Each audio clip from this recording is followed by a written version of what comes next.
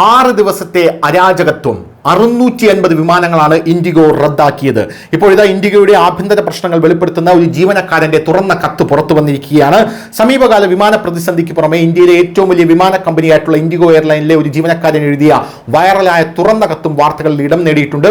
വർഷങ്ങളായി കമ്പനിക്കുള്ളിൽ വളർന്നു വരുന്ന സമ്മർദ്ദം, മോശം ജോലി സാഹചര്യങ്ങൾ, മാനേജ്മെന്റ് അവഗണന, ഭയത്തിന്റെ അന്തരീക്ഷം എന്നിവയുടെ വ്യക്തമായ തെളിവാണ് ഈ കത്ത്.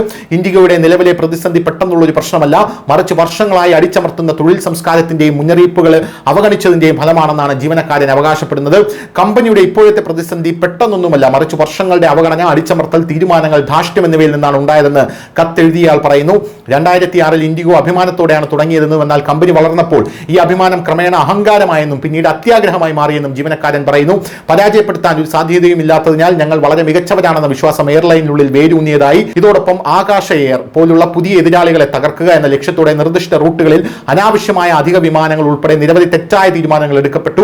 എയർലൈനിന്റെ സമയനിഷ്ഠയിൽ യാത്രക്കാർ സന്തുഷ്ടരായിരിക്കാമെങ്കിലും ജീവനക്കാരുടെ ക്ഷേമത്തിന്റെയും പ്രവർത്തന മാനേജ്മെന്റിന്റെയും ചെലവിൽ ഇതൊന്നും അങ്ങനെയല്ല. കത്തിലെ ഏറ്റവും ഞെട്ടിപ്പിക്കുന്ന ഭാഗം നേതൃത്വത്തിനെതിരെ ഉന്നയിച്ച ചോദ്യങ്ങളായിരുന്നു. ഒരു അടിസ്ഥാന ഇമെയിൽ പോലും എഴുതുന്നതിൽ പരിചയമില്ലാത്ത ആളുകൾ പോലും വൈസ് പ്രസിഡന്റുമാരായി മാറിയിട്ടുണ്ടെന്ന് ജീവനക്കാരി ആരോപിച്ചു.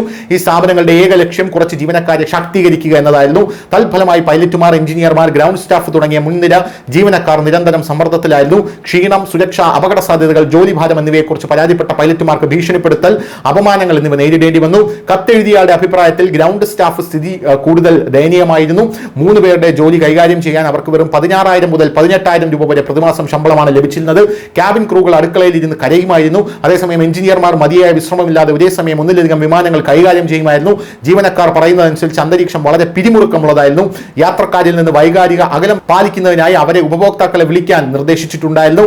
വിദേശികളിലേക്ക് പോകുന്ന പൈലറ്റുമാരുടെ ലൈസൻസുകൾ പരിശോധിക്കുന്നതിൽ മനഃപൂർവ്വമായ കാലതാമസം വരുത്തി അനൗപചാരിക നിരക്കിൽ ജോലി ചെയ്യുന്നതായി ആരോപണം തുടങ്ങിയ ഗുരുതരമായിട്ടുള്ള ആരോപണങ്ങളും കത്തിൽ വ്യോമയാന നിയന്ത്രണ ഏജൻസിക്കെതിരെ ഉന്നയിച്ചു. ക്ഷീണം സംബന്ധിച്ച കർശനമായിട്ടുള്ള നിയമങ്ങൾ ഉണ്ടായിട്ടും ജീവനക്കാർക്ക് യൂണിയനോ പരിഹാരത്തിനായി ഒരു ഫോറമോ ഉണ്ടായിരുന്നില്ല.